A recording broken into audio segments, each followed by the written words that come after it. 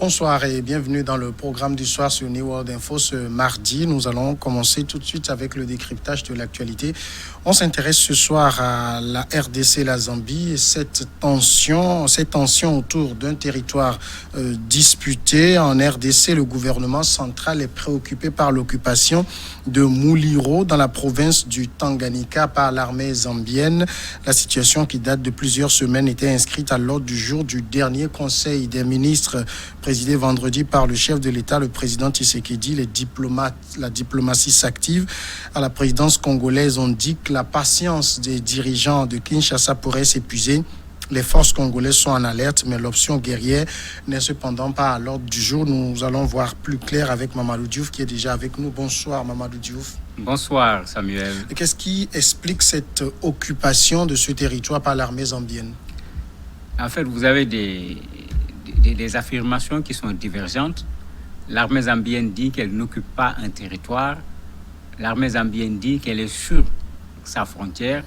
Elle est en train de protéger sa frontière contre des incursions de groupes armés, puisqu'ils disent est-ce que ce sont des soldats, est-ce que ce sont des groupes armés? C'est à la RDC de le dire, mais la Zambie dit que ces gens ont fait des incursions et ont fait même des pillages au niveau des villages frontaliers, au niveau de la Zambie. Alors que de l'autre côté, la RDC dit non, les soldats zambiens sont sur le sol de la RDC. D'ailleurs, vous avez, pour le cas de Mulino dont vous parlez, un des chefs traditionnels qui dit clairement qu'ils sont sur notre territoire. Et ça, c'est un chef traditionnel de la RDC.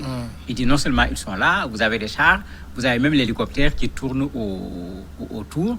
Et quand, en Conseil des ministres, la RDC dit que la patience a des limites, c'est parce que certainement on est sur un territoire qu'on considère comme un territoire de la RDC.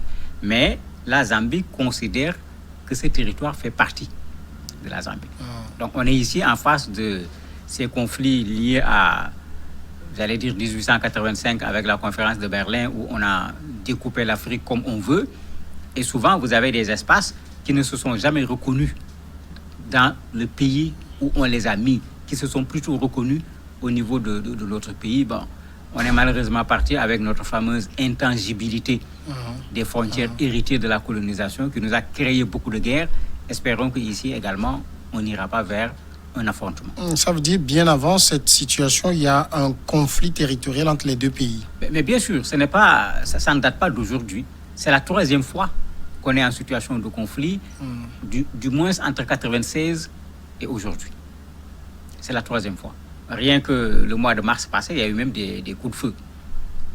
Il y a eu des coups de feu et à l'époque même, ça a été un peu plus compliqué puisque les soldats zambiens ont même fait descendre le drapeau de la RDC et planter le drapeau de la Zambie au niveau toujours du même espace de Muliro pour dire qu'il y a véritablement un problème par rapport à qui est le propriétaire de cet espace entre les deux pays. Puisque ça fait que la Zambie dit « je défends mon territoire », la RDC donne exactement la même réponse « je défends mon territoire ». Il serait bon qu'il pense plutôt à ce qui a été fait avec beaucoup d'autres pays, qu'on aille vers une médiation, qu'on y mêle même les organisations internationales pour qu'on puisse déterminer, comme on l'avait fait entre le Cameroun et le Nigeria pour les presqu'îles de Bagassi, à qui appartient cette zone.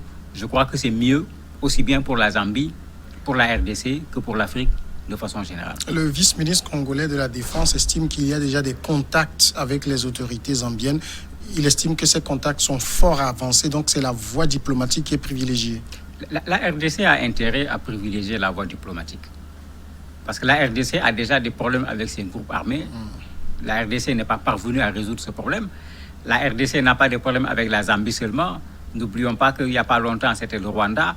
On est en train de vouloir résoudre ce problème. Ce n'est pas totalement terminé. Il n'y a pas longtemps, c'était avec l'Ouganda.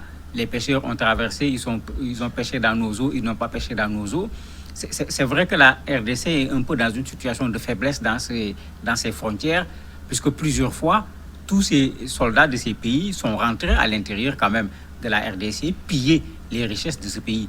C'est arrivé à un moment où même, de façon, j'allais dire, spectaculaire, les Rwandais se sont affrontés contre les Ougandais sur le sol de la RDC.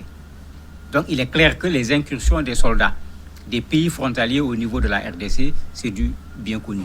Mais est-ce que la RDC a la force pour pouvoir répondre à toutes ces incursions, en plus de ce que la RDC a comme problème interne avec des groupes armés au niveau de l'Ituri, etc., du Sud Kivu, qui créent déjà des problèmes.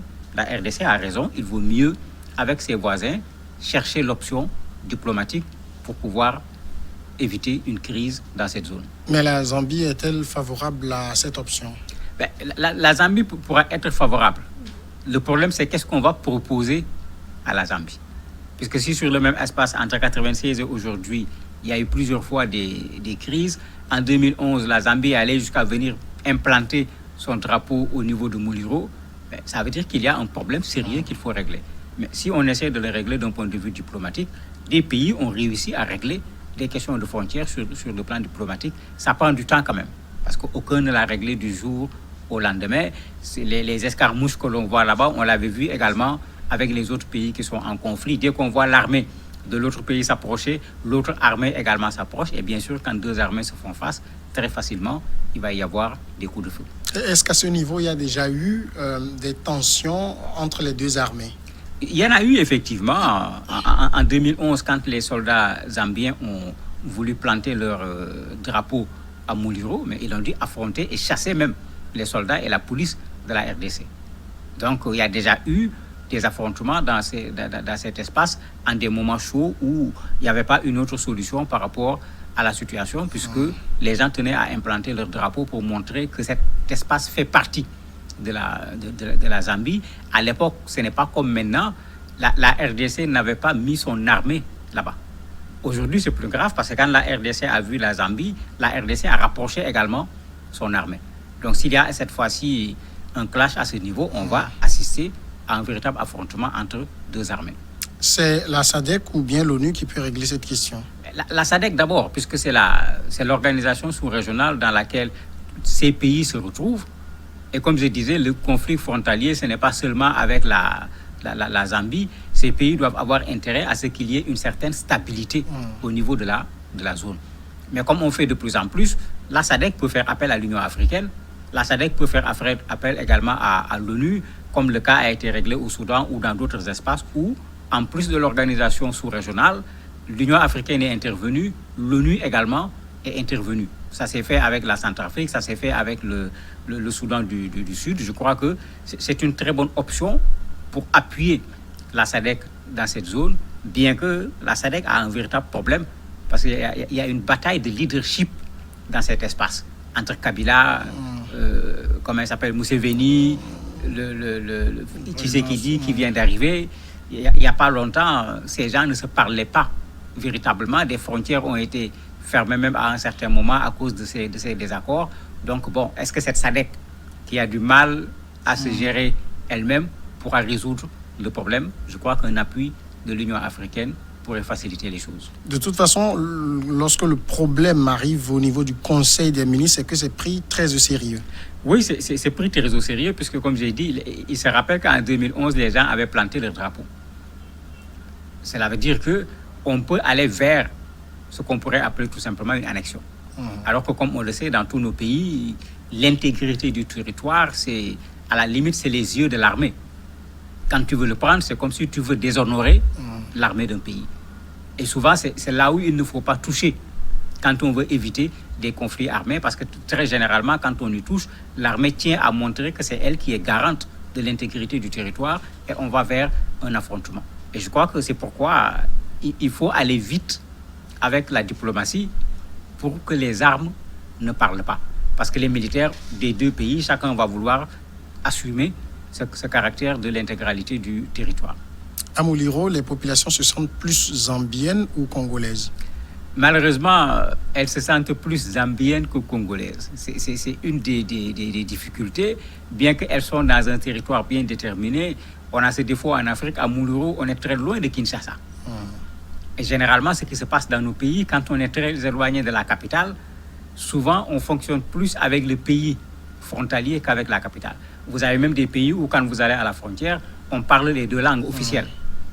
Vous avez même des gens qui se débrouillent pour avoir les deux pièces d'identité des deux pays pour pouvoir traverser et en fonction de là où ils se trouvent montrer la carte d'identité qui les arrange le plus. Donc il y a cette difficulté également qui est là. Il ne s'agira pas de tracer tout simplement la frontière, mais il va falloir faire en sorte également que les populations finissent par se reconnaître dans l'espace où on veut les intégrer. Et je crois que ça également, c'est une donne importante que malheureusement, on n'a pas traité au moment des indépendances. C'était en ce moment que ça avait été plus facile. On a préféré garder de façon, j'allais dire, intangible les frontières héritées de la colonisation, malgré les problèmes que ça posait à des communautés qui se trouvaient divisées par ces frontières. On a vu dans le cas de pays comme, de territoires comme la Crimée qui ont dû passer par des référendums. C'est des options envisageables dans ces cas-ci? Mais bien sûr, c'est important de les envisager parce que vous intégrez un territoire. Les populations ne se reconnaissent pas dans votre interrogation. Vous n'avez pas intégré un territoire. Vous créez également la situation de sédition. Comme ce qu'on voit au niveau du Cameroun, des gens vont se lever un jour pour dire, attendez, nous, on préfère se rattacher à la Zambie. Bon, j'espère qu'ils ne vont pas demander leur indépendance parce que c'est tellement petit comme espace. Je ne vois pas qu'est-ce qu'ils vont pouvoir devenir en tant que pays. Mais c'est important d'impliquer les populations dans le processus de résolution de la crise pour qu'après que les deux États aient signé un accord, qu'on ne se retrouve pas avec des difficultés quand il va falloir appliquer les accords. Parce que vous dites à des gens, vous êtes des Congolais, ils vous disent, nous sommes des Zambiens. Vous leur dites, vous êtes des Zambiens, ils vous disent, nous sommes des Congolais. Il va être compliqué de composer avec ces populations-là. Mamadou Diouf, merci d'avoir répondu à nos questions. C'est moi qui vous remercie. Bien voilà, on va marquer tout de suite la pause et juste après, l'invité de ce soir passera.